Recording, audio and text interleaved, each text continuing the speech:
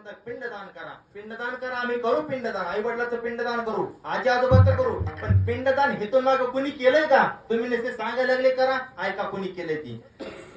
375 वर्ष होऊन गेले जगद्गुरु तुकोबरांना, अर्थात पावणे 400 वर्ष होऊन गेले जगद्गुरु तुकोबरांना. तुकोबरांनी पिंडदान केलं. कुणाचं केलं? एका पिढीचं नाही केलं, 7 पिढ्यापासून पिंडदान केलं. 8वी पिढी जगद्गुरु तुकोबरांची. कोणत्या 7 पिढ्यात लिहून घ्या. पहिली पिढी विश्वंभर बाबा, हरी महाराज, विठोजी महाराज, पदाजी महाराज, शंकर महाराज, कान्होबा महाराज, बोल्लोबा महाराज आणि 8वी पिढी जगद्गुरु तुकाराम महाराज. या 7 पिढ्याचं जगद्गुरु तुकोबरांनी पिंडदान केलं आणि मग अभंगरीला पिंड पदावरी दिला फुले करी. ऐका ध्यान करून.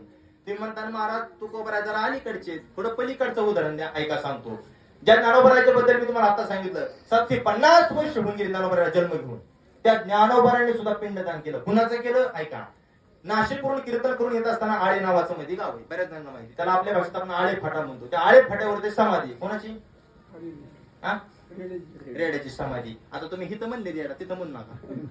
तिथं जर रेडा म्हणलो, हा तिथं लिहावं. तिथं डायरेक्ट म्हणतो श्री रेडेश्वर महाराज की ज्ञानोबराचा हात लागला त्या रेड्याला बाबा, सोपी गोष्ट नाही. तिथं डायरेक्ट दुकानावर नाव आहे श्री रेडेश्वर प्रसन्न, रेडेश्वर किराणा दुकान, रेडेश्वर पान स्टॉल. आलं का देणार? कुणाचं नाव आहे?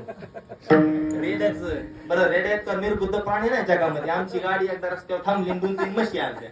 अमोल महाराज होते माझ्यासोबत, त्यांना विचारा. अमोल महाराज माझ्या गाडीला ड्रायव्हरच नव्हता. अमोल महाराजांना मी नाशिकलाच कीर्तनात चाललो आणि संगमनेरच्याच पुढे अमोल महाराज चालला, मी साईडला बसलो. 2-3 म्हशी आल्या बा. आता चित्रपट येतच असे आले आडवे, हरण दाबू दाबू बेजार झालो. म्हैस तर नाही झाली, पण रेडाचे का हलनात गाडीच्या पुढून.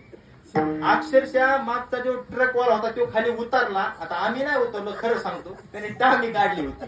त्यांना 2-3 टाम्या त्या रेड्याच्या पाठीत टाकल्या. रेडा हल्ला सुद्धा नाही. परत 2 टाकल्या. मग रेड्याने फक्त सहज असं माग वळून बघितलं, जगात काय चाललंय. मी दुसरी मेली असते हाडकं मोडून त्याला पात्या सुद्धा. इतका निर्बुद्ध प्राणी.